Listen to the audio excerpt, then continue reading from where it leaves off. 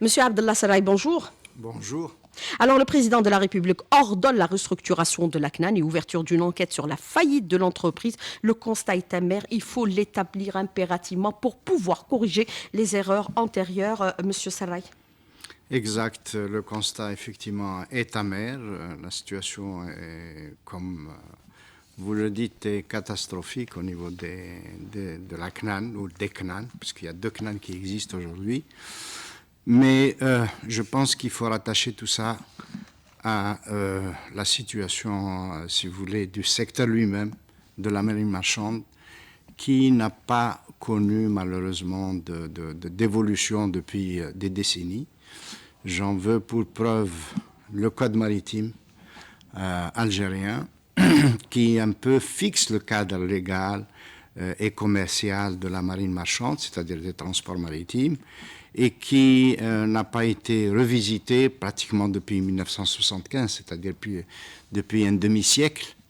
Il y a eu, c'est vrai, en 1998, un nouveau code maritime, en fait un additif au premier code, mais il s'est penché beaucoup plus sur tout ce qui est mise en adéquation ou adaptation aux conventions internationales pour que l'Algérie avait ratifié. Mais sinon, dans le fond, c'est toujours le même texte, c'est toujours les mêmes règles depuis un demi-siècle. Alors, bien sûr, cette situation a profité aux armateurs étrangers qui ont engrangé l'équivalent de 6, voire même 10 milliards de dollars annuellement. Mais revoir aujourd'hui, puisque vous dites que le cadre juridique est dépassé, il date de plus, bien sûr, d'une cinquantaine d'années, 1975, le dernier code maritime, même s'il y a eu de petits amendements qui ont été introduits durant les années 80. Qu'est-ce qu'il faudrait revoir exactement pour aujourd'hui assurer cette restructuration et compétitivité aussi de notre marine marchande, puisque, bien sûr, le fret maritime est ouvert aujourd'hui aussi bien à l'investissement national qu'étranger? Monsieur Sarraï. C'est vrai que le fret maritime est aujourd'hui ouvert, mais si on reprend les textes, si quelqu'un veut faire disons, de l'affrètement maritime, il ne peut pas. Parce il y a une dichotomie entre la volonté politique et la réalité. Exact, il y a une dichotomie donc, entre ce que veut le président de la République et la situation sur le terrain où effectivement, pour le moment, la réglementation ne permet pas l'affrètement maritime. Je peux vous dire, par exemple, Madame Souhaïla, qu'une entreprise comme l'OAIC, qui importe bon an, mal an environ 10 millions de tonnes, n'a pas le droit d'affréter ses navires jusqu'à aujourd'hui. Et ce sont des étrangers qui se sont organisés pour transporter le blé algérien jusqu'en Algérie. Un produit stratégique. Un produit stratégique. C'est le même principe pour les autres produits également, monsieur Pratiquement tous les produits. D'ailleurs, c'est pour ça que vous voyez tous les importateurs algériens acheter principalement ou là pratiquement en coût et fret parce qu'ils ne peuvent pas trouver du transport maritime en Algérie. Pourquoi? Parce qu'il n'y a pas d'affrètement maritime, il n'y a pas de pavillon national. Quand je dis affrètement maritime, c'est l'ouvrir au public et au privé, aux opérateurs nationaux, quoi. Et donc, fatalement, tout ça coûte beaucoup d'argent au pays, et c'est comme ça que la facture est de plus en plus lourde chaque année au niveau du transport maritime. Quand vous parlez bien sûr des fournisseurs qui achètent bien sûr le produit coût et fret, c'est-à-dire c'est le fournisseur lui-même qui se charge du transport ou d'acheminement de la marchandise jusqu'en Algérie? Exact. Quand l'importateur algérien achète coût et fret, évidemment, il achète le produit et le service du transport maritime, même le service de transport de l'usine vers le port de chargement et par la suite, donc, le transport maritime lui-même. Donc, vous voyez un peu ce que ça coûte au pays, tout ça. Et en plus de ça, nous n'avons pas le contrôle de la marchandise parce que tant que vous ne transportez pas la marchandise, vous n'avez pas son contrôle. Et donc, je connais des cas ou des situations où des Algériens ont malheureusement payé très cher le fait de ne pas contrôler leurs marchandises. Ça, c'est fait qui a conduit d'ailleurs à la faillite de certains. Et bien sûr, on s'est retrouvé aussi avec des conteneurs quasiment vides ou alors c'était des pierres qui étaient transportées. Alors aujourd'hui, cette situation malheureusement profite aux armateurs étrangers. On a donné des indicateurs chiffrés, 6 voire même 10 milliards de dollars qui profitent aux étrangers par rapport au transport de marchandises, même pour ce qui concerne les produits stratégiques. Vous avez cité l'OIC avec bien sûr les céréales. Comment réorganiser aujourd'hui? Qu'est-ce qu'il faudrait revoir impérativement pour restructurer à la fois la CNAN et ouvrir de façon effective le transport de marchandises aussi bien à l'investissement national, privé ou étranger? Monsieur Saraï. De mon point de vue, Il faut se projeter maintenant. Oui, Voilà. de mon point de vue, il faut réorganiser donc d'abord la marine marchande, c'est-à-dire le cadre légal. Qu'est-ce qu'il faudrait revoir exactement pour revoir le code maritime, notamment dans ces articles liés au transport maritime et à l'opérabilité donc des opérateurs nationaux, permettre aux opérateurs nationaux de faire du transport maritime. Ça, je rappelle que tous les grands opérateurs de transport, voilà, les grands armateurs que nous voyons aujourd'hui, MSC, CMA, COSCO, etc., ont commencé d'abord par l'affrètement. CMA, que ça veut dire? C'est compagnie maritime d'affrètement. Donc ils ont commencé par l'affrètement et par la suite, évidemment, quand on a on connaît les conditions, on peut acheter des bateaux ou louer des bateaux, affréter des bateaux à terme, donc pendant une année ou 2 ans.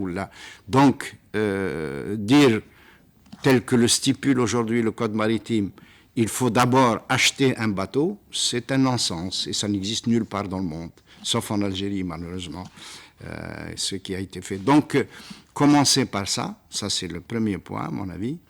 Le deuxième point, c'est moderniser nos ports, parce que quel que soit X, nos bateaux vont être traités par les ports algériens. Et là, nous avons un retard énorme au niveau des équipements, au niveau des infrastructures portuaires. Je rappelle qu'il y a des bateaux, Madame Souheila, qui restent, disons, en traitement en Algérie 1 mois, voire 1 mois et demi. Et tout ça, évidemment, est payé sous forme de surestarie, directement ou indirectement. Souvent indirectement, d'ailleurs. Donc, on les voit déjà, les bateaux en rade. Exact. Donc là, c'est la première condition, plutôt la deuxième, puisqu'il y a d'abord la réglementation à revoir, le code maritime à revoir. Le deuxième point, c'est la modernisation des ports. Et le troisième point, je pense, qui est très important, c'est le mode de gestion. Le mode de gestion actuel date de plus de 35 ans. Il a été mis en place en 1988 avec la loi sur les EPE. Or, évidemment, en 35 ans, beaucoup de choses se sont passées. L'environnement a évolué, a même changé, souvent, radicalement. Et nous avons toujours la même façon de gérer. Je pense que c'est une question urgente que de revoir la façon de gérer du secteur public marchand. D'ailleurs, j'en veux pour preuve le dernier rapport de la Cour des comptes de 2022 qui a bien stipulé qu'il y a quelque chose à faire en urgence dans ce domaine-là. Exactement. Alors, je voudrais revenir avec vous sur la question, bien sûr, de la marine marchande. Vous parlez de sa réorganisation impérative, puisque les textes datent pratiquement de 40, voire 50 ans. Le dernier, c'est celui de 1988, les lois sur les EPE. Vous parlez de la réorganisation des ports, qui est devenue aujourd'hui impérative pour l'adapter au contexte et répondre, bien sûr, aux ambitions affichées par le gouvernement, puisqu'ils sont régis, bien sûr, les ports aujourd'hui par une législation datant de plus de 40 ans. La dernière date de 1982. Il faut tout revoir, c'est-à-dire tous les métiers et toutes les activités de la marine marchande pour pouvoir réorganiser, bien sûr, le transport de marchandises de et vers l'Algérie. Exact. Donc, je disais, il y a la réglementation de la marine, enfin le code maritime à revoir, mais il y a également le fonctionnement de nos ports à revoir. Vous savez qu'aujourd'hui, les ports cumul de fonctions qui doivent pas être cumulées. C'est la fonction d'autorité et la fonction commerciale. Il faut séparer les deux. Il faut séparer. Dans tous les pays du monde, ce sont deux fonctions qui sont totalement séparées, sauf chez nous. Et ça date donc depuis une quarantaine d'années, pratiquement, ou 50 ans. Et ça ne peut pas durer. Et c'est pour ça que nous sommes en retard au niveau de la modernisation de nos ports, de l'équipement des infrastructures portuaires.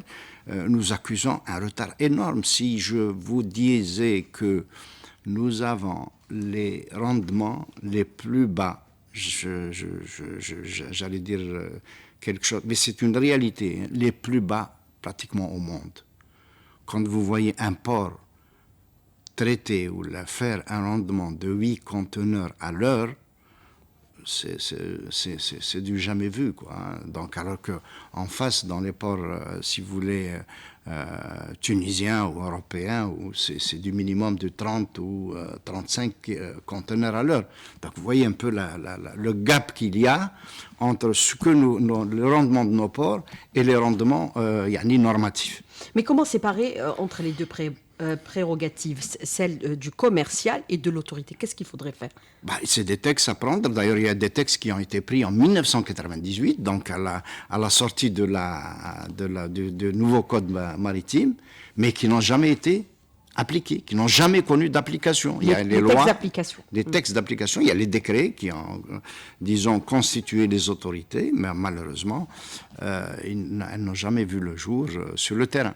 Mais elles ont plombé aussi, bien sûr, l'investissement national. Alors, parallèlement à ça, Monsieur Sarraï, je voudrais revenir avec vous, bien sûr, sur cette activité qui est éminemment lucrative, importante et aussi stratégique, puisqu'il s'agit, bien sûr, de transporter nos marchandises et d'importer également des marchandises, comme par exemple des produits éminemment stratégiques, comme par exemple aujourd'hui le blé.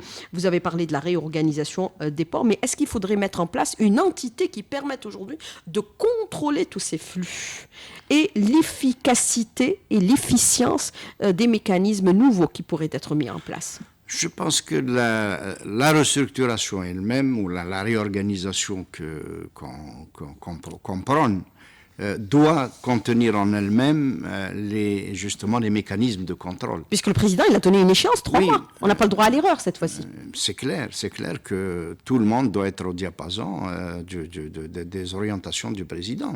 Il faut lancer une large concertation avec toutes les personnes concernées, de telle sorte à sortir avec des textes qui répondent au contexte. Je pense qu'on ne peut pas y échapper. On ne peut pas y échapper à ça. Et les autorités concernées doivent le faire le plus rapidement possible. Et je pense que tous les cadres du secteur sont disposés à prêter main forte à la décision du président de la République, c'est clair. Mais encore faut-il que au niveau de l'administration, les choses avancent. Ce qui est malheureusement pas toujours le cas. Alors, Monsieur Abdallah Sarraï, moi je voudrais revenir avec vous pour cette deuxième partie de l'invité de la rédaction sur plusieurs aspects, puisqu'on parle bien sûr d'un secteur éminemment stratégique aujourd'hui, qui assure aussi la souveraineté du pays en matière bien sûr de transport de nos marchandises de et vers l'Algérie. On parle bien sûr de la nécessité aujourd'hui de déblayer les textes, les revoir, les réactualiser, les adapter au contexte actuel, puisque certains datent carrément des années 70 et certains aussi plombe un peu certaines décisions prises au plus haut niveau par le président de la République qui a décidé l'ouverture bien sûr du fret maritime et aérien à l'investissement privé, national ou étranger. Cela ne pourrait se faire sans amendement de certains textes qui ont été adoptés en 1998. Il faut aussi parallèlement, M. Sarraï, impérativement réorganiser les métiers liés à la marine marchande puisqu'ils sont aussi très, très nombreux. Exact. Beaucoup d'intervenants. Je voulais seulement revenir un peu sur le transport maritime. En 2020 et 2021, les armateurs ont réalisé des chiffres d'affaires et des bénéfices extraordinaires qu'ils n'ont jamais vus dans le passé. Armateurs étrangers. Armateurs étrangers, bien sûr. malheureusement, alors que nos armements sont en difficulté. Si je Vous avez des chiffres, vous dites? Oui, j'ai des chiffres. Je peux vous annoncer les chiffres. Maersk, par exemple, le plus grand armement au monde, a réalisé 20 milliards de dollars en 2021, net d'impôts. CMA, qui est un armement que l'on connaît, armement français, qui est en Algérie, a réalisé 16 milliards de dollars de bénéfices nets. Et je peux faire la liste, si vous voulez. Donc, c'est des chiffres faramineux. C'est des chiffres, j'allais dire, qui dépassent, par exemple, les recettes de petits pays qu'on connaît et que je ne veux pas citer. Donc, voyez un peu comment l'armement, quand il est bien structuré, quand il est bien pris en main, qu'est-ce qu'il peut donner, en plus évidemment de la sécurité, de la marchandise qui est destinée à notre pays. Maintenant, pour revenir aux métiers, ils sont très nombreux, les métiers. C'est ce qu'on appelle un peu les métiers de transport maritime et surtout les métiers annexes au transport maritime ou auxiliaires au transport maritime. Je peux citer la consignation maritime, je peux citer le transit portuaire, je peux citer le magasinage dans les ports, je peux citer le remorquage, le pilotage, la manutention dans les ports. Tout ça, c'est des métiers qui gravitent autour du transport maritime. Ils sont très nombreux. Aujourd'hui, malheureusement, la plupart ou la totalité de ces métiers-là sont aux mains d'une seule entité publique qui les fait souvent mal ou de manière, disons, qui n'a pas les équipements qu'il faut et fatalement, évidemment, on perd beaucoup d'argent là-dedans. On aurait dû faire des chiffres d'affaires beaucoup plus intéressants, faire de la valeur ajoutée au niveau des ports, et c'est possible tout ça. Mais quel est le manque à gagner par rapport à l'Algérie dans ce domaine-là? Est-ce qu'il y a des indicateurs? Est-ce qu'il y a des enquêtes? Est-ce qu'il y a, par exemple, des statistiques qui sont communiquées aujourd'hui, Monsieur Saraï, puisque vous êtes dans le métier depuis pratiquement maintenant une quarantaine d'années? Malheureusement, il n'y a pas de statistiques pour le manque à gagner, je parle. Il va falloir l'établir impérativement. Il le faut. Moi, pour avoir une visibilité, c'est-à-dire sur ce que l'on pourrait faire en prenant en compte, bien sûr, les erreurs à ne plus reproduire. Je peux dire, Madame Souheila, nous perdons chaque année des centaines de millions de dollars au niveau des ports, de nos ports. Par rapport au métier du port? Par rapport au métier, d'abord par rapport au transport maritime, par rapport au transport maritime lui-même. On parlait de 4 à 6 milliards de dollars avant Covid. Après Covid, bien sûr, les prix ont été multipliés pratiquement par 20. Ça, c'est le transport maritime. C'est autre chose. C'est la prestation elle-même qui est payée. C'est ça. Mais je dis, moi, le surcoût de cette prestation, il est de centaines de millions de dollars. Évidemment, je n'ai pas de statistiques, elles ne sont pas faites, elles ne sont pas suivies. Il y a normalement des institutions qui devraient le faire, mais je dis qu'il y a des centaines de millions de dollars qui sont perdus chaque année au niveau de nos ports, faute d'organisation, faute d'équipement, faute de modernisation des installations et des équipements. Maintenant, il faut agir impérativement puisque nous savons que de par les textes aussi, il y a le Conseil national de la mer qui est placé sous l'égide du Premier ministre. Dans les textes, bien sûr, il existe et même depuis 1998, la dernière, bien sûr, loi, mais dans les faits, il n'a jamais été mis en place. Il est impératif de le mettre en place aujourd'hui. C'est vrai que pour nous, disons, dans le secteur de la marine marchande, ce texte-là est important. Ou l'outil, l'installation de ce conseil est très important. C'est un conseil, d'abord, à vocation économique. Donc, comment exploiter nos fonds marins, quelles sont les possibilités que ces fonds recèlent, quelles sont les distances, si vous voulez, de la frontière maritime nationale, frontière économique, parce qu'il y a différentes frontières qui existent à ce niveau-là. Donc, il est de la plus haute importance de mettre en place ce Conseil national.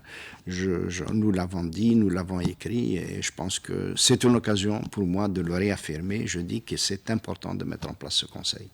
Alors, bien sûr, les outils à eux seuls ne suffisent pas, puisque nous savons qu'aujourd'hui, le transport de marchandises, c'est une question de souveraineté. On est dans un contexte un peu conflictuel. En cas de boycott, personne ne pourra nous amener notre marchandise. On doit le faire par nous-mêmes. Aujourd'hui, même le président, il a soulevé, bien sûr, cette dichotomie entre l'existence de deux CNAN. Une CNAN, bien sûr, nord et une CNAN sud. Pourquoi avoir séparé les deux activités, puisqu'on sait que cette séparation, cette réorganisation est intervenue après malheureusement le drame qu'on avait connu au niveau de notre port d'Alger, avec bien sûr le Béchar qui s'était échoué. Le Béchar a été un contexte, c'est-à-dire un moyen ou l'alibi pour déstructurer cette entreprise au profit des armateurs étrangers, parce que c'est les armateurs étrangers qui en ont profité, M. Salah. Il faut peut-être dire les choses comme elles sont aujourd'hui. C'est clair que c'est les armateurs étrangers qui en ont profité, mais je ne pense pas que celui qui a décidé cette restructuration voulait effectivement faire en sorte que les armateurs étrangers en profitent, absolument pas. Mais je pense que quand on restructure ou on réorganise quelque chose sans objectif final, sans base ou sans la connaissance, si vous voulez, de la chose, il est évident qu'on n'aboutit pas aux objectifs qu'on se fixe ou qu'on s'est fixé.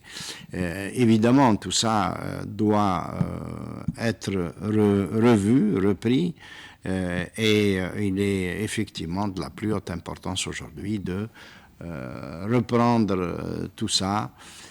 Pourquoi deux CNAN? Effectivement, on a séparé géographiquement, on a dit CNAN Nord et CNAN Méditerranée. Donc il y a une qui travaille en Méditerranée, l'autre qui travaille au Nord. Alors que, c'est pas tout à fait... Elle traverse toute la Méditerranée, puisqu'on est en Elle traverse toute la Méditerranée, bien sûr, c'est clair. Mais c'était un découpage géographique qui a été fait.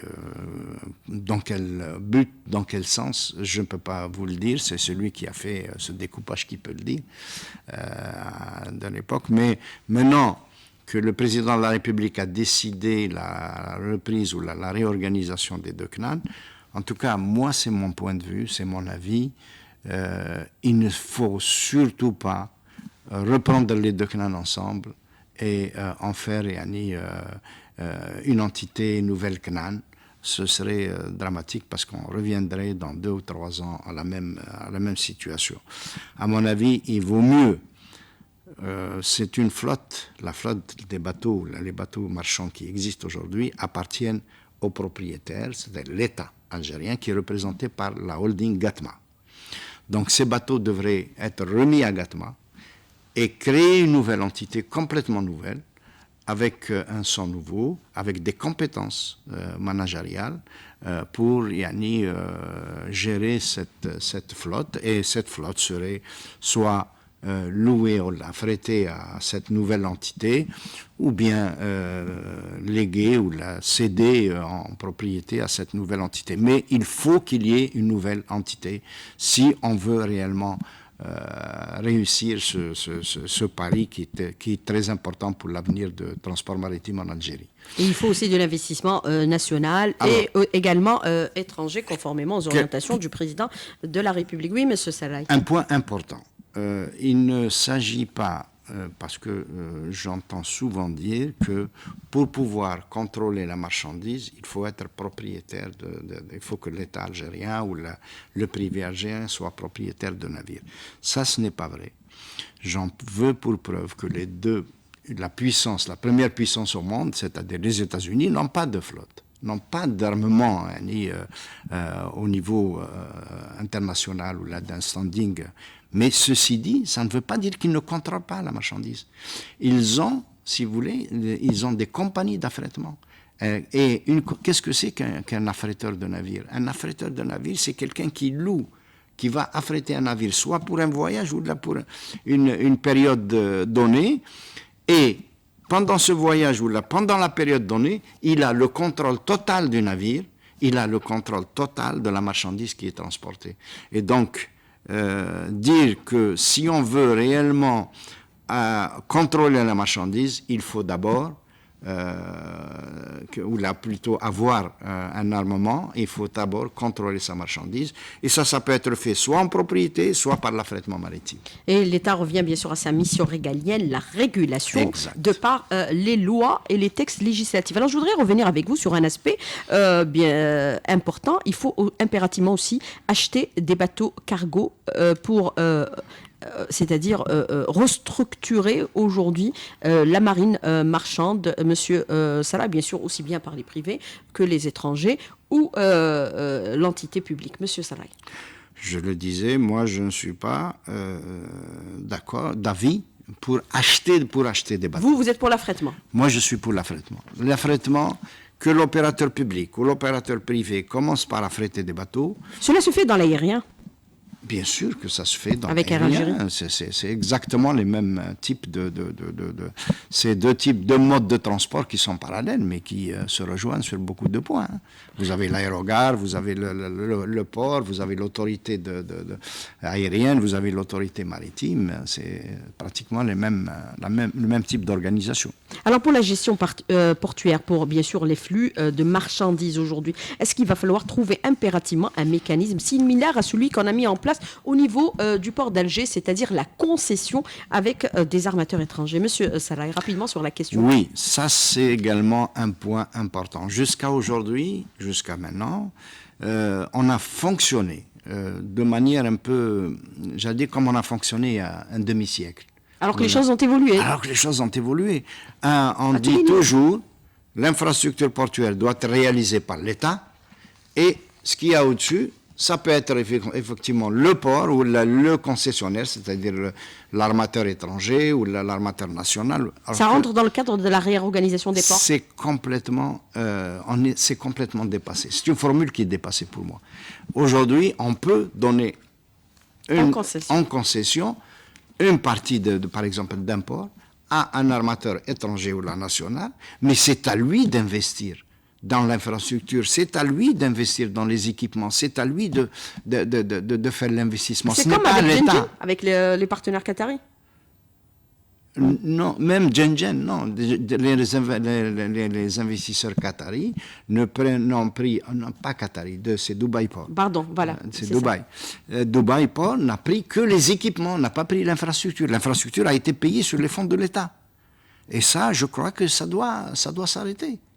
On doit pouvoir dire à celui qui veut exploiter le quai ou l'infrastructure, c'est à vous de réaliser le tout.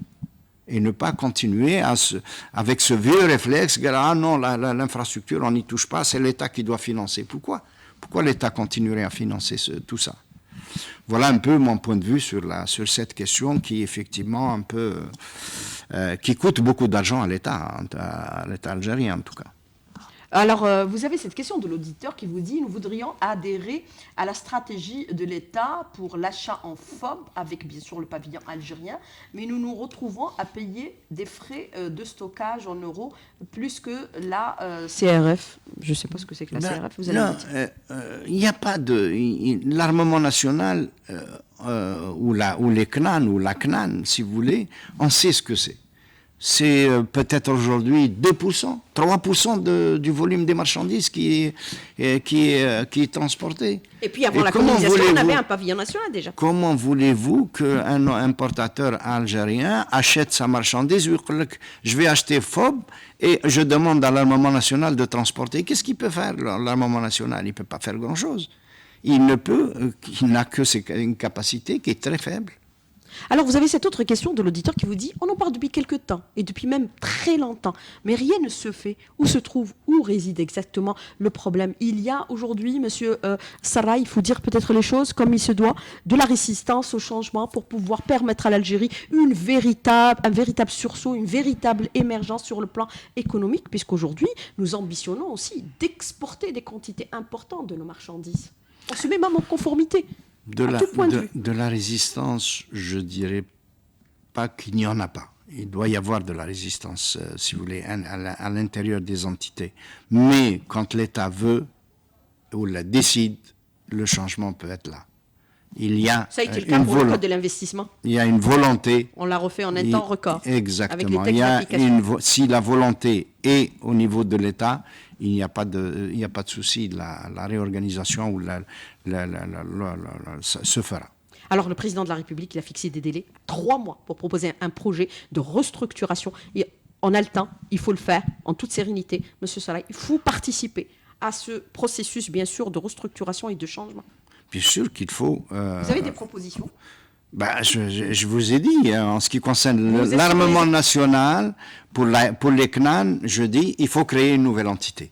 Il ne faut pas partir sur les entités, parce que nous avons une société, une CNAN qui est en quasi-faillite, pour ne pas dire en faillite, une autre qui va, j'allais dire, cas un cas, mais si on mélange les deux en prenant toujours entité CNAN, on va affaiblir et peut-être tuer le corps complètement. Alors que si on crée quelque chose à nouveau, c'est donc un nouveau personnel, même si on doit faire appel au personnel ancien, mais c'est dans un nouveau contexte, avec de nouvelles règles, avec, si vous voulez, de nouveaux contrats, etc. Donc ça pourrait éventuellement donner de l'élan à cette nouvelle entité. En 3 mois, on peut faire beaucoup de choses. Bien sûr, la marine marchande. Bien sûr qu'on peut le faire. Le président a fixé les délais. Il faut respecter les délais. On peut le faire dans un délai de peut-être 3 mois. Ça dépend maintenant. Si c'est des CNAN, on peut le faire en 3 mois, mais changer tout l'environnement de la marine marchande, ça demandera un peu plus de temps, c'est clair. Alors si on se projette aujourd'hui vers l'avenir, monsieur Sarai, par rapport à ce qui se fait au niveau de certains ports à travers le monde, des plus grands, qui drainent bien sûr de grandes marchandises, dont bien sûr l'affrètement et le traitement des conteneurs se fait en un temps record. Il faut aussi introduire le moyen technologique pour pouvoir aujourd'hui traiter rapidement la marchandise et éviter bien sûr d'avoir des bateaux en rade et de payer des suristaries. Oui, mais qui sont évalués à peu près à 2 milliards de dollars pour certains. Ça, je peux revenir, par exemple, en arrière. Avant la restructuration, la CNAN avait à peu près 80 navires. Elle a frété 200 navires par an. Vous savez, 80 navires plus 200 navires qui sont affrétés, vous pouvez faire beaucoup de choses. Et à l'époque, on faisait à peu près le tiers des marchandises algériennes étaient transportées avec le pavillon national. Et on importait pour l'équivalent de 60 milliards de dollars mais les choses, malheureusement, ont évolué dans un autre sens. Aujourd'hui, nous sommes devant une situation. Il y a effectivement le numérique qui peut, la digitalisation qui doit être là. Les scanners. Et qui doit, pas uniquement les scanners, d'abord la digitalisation des ports. C'est ça.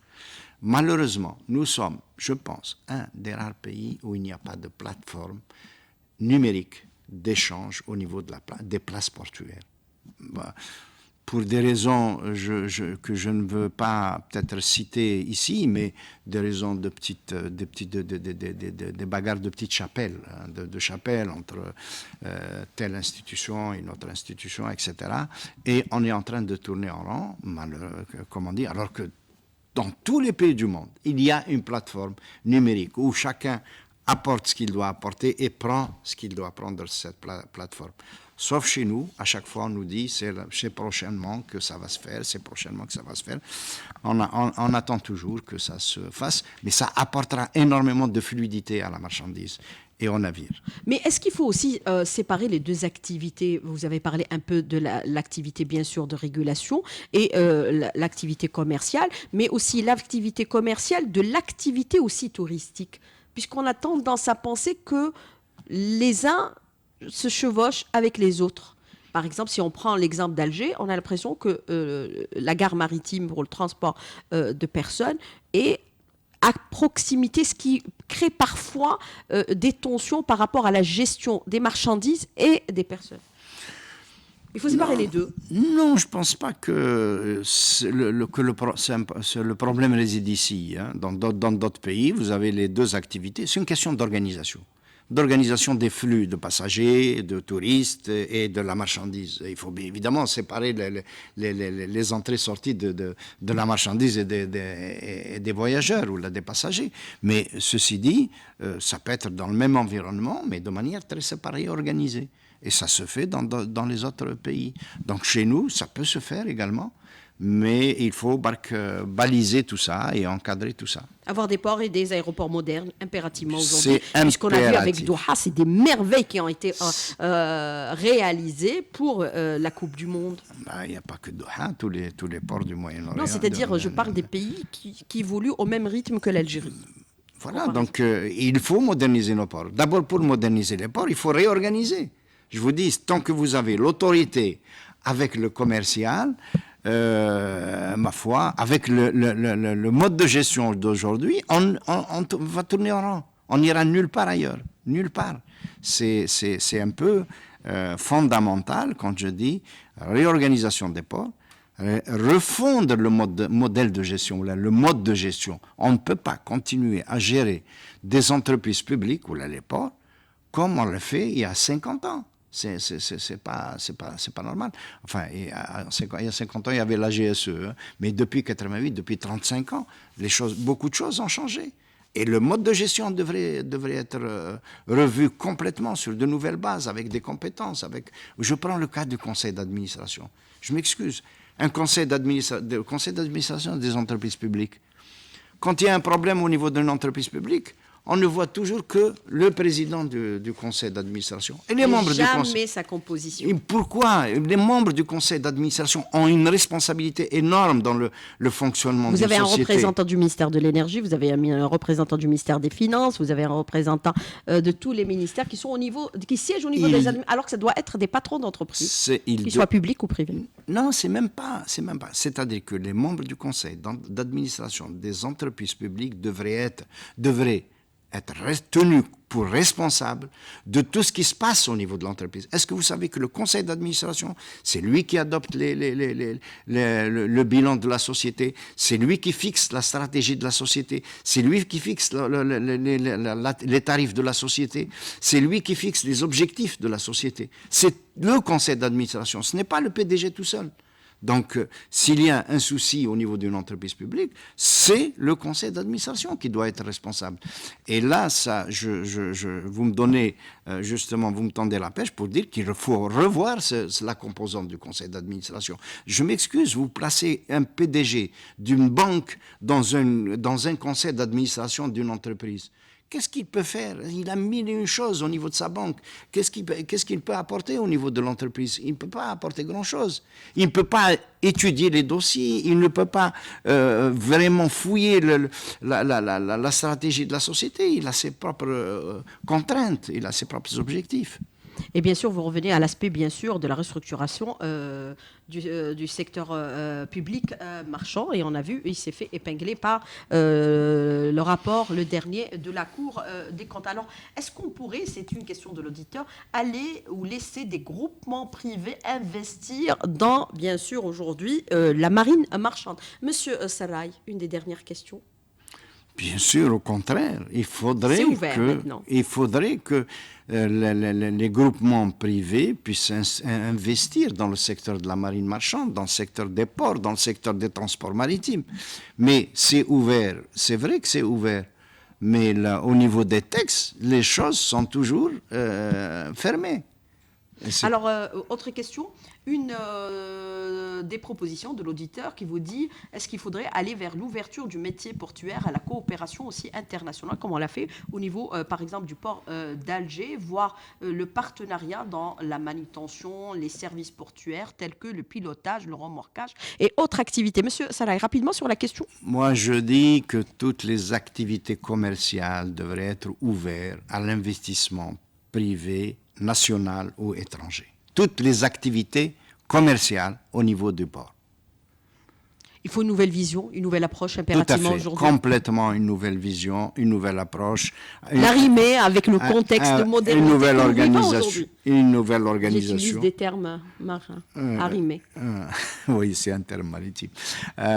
Il faut réorganiser nos ports si on veut améliorer d'abord les rendements et faire gagner beaucoup d'argent à notre pays. Il faut un débat serein et objectif. Un débat très serein, objectif Parce sur que la volonté, question. c'est de faire émerger l'Algérie. On veut adhérer au BRICS, il faut qu'on soit aux normes du pays du BRICS. Pour adhérer au BRICS, il faut être aux normes, effectivement. Il faut avoir rehaussé son niveau industriel, au niveau des services également. Nous devons avoir un niveau qualitatif intéressant pour pouvoir être admissible au BRICS. Et bien sûr, les services, c'est 12 milliards de dollars quand même. C'est énorme en termes de factures. Alors, Monsieur Salah, dernière question. On peut, par exemple, penser qu'aujourd'hui, il va falloir impérativement formuler des propositions et que ceux qui sont en charge de cette restructuration écoutent toutes les parties prenantes. Nécessairement. Nécessairement, il doit y avoir de débat. l'écoute, il doit y avoir un débat avec tous les gens qui utilisent le port, tous les gens qui utilisent le transport maritime. C'est le même principe pour l'aérien également. C'est exactement les mêmes choses. Moi, on l'a déjà proposé en tant que syndicat. Il nous faut, normalement, au niveau du ministère des Transports, un observatoire des transports maritimes et des ports. Et cet observatoire, le Conseil national de la mer. Non, l'observatoire, le Conseil est créé, l'observatoire ne l'est pas. Hein. L'observatoire devrait, chaque année, remettre un rapport au ministre des Transports pour lui dire voilà comment fonctionnent les ports, voilà comment fonctionnent les transports maritimes, parce qu'aujourd'hui, il n'y a absolument rien. On est en train de naviguer à vue. Et c'est une question de souveraineté. Monsieur Abdallah Salah, merci d'avoir répondu à nos questions, d'avoir été en direct avec nous ce matin dans le studio. Merci beaucoup, bonne journée, à bientôt et à demain. C'est moi qui vous remercie. Merci beaucoup.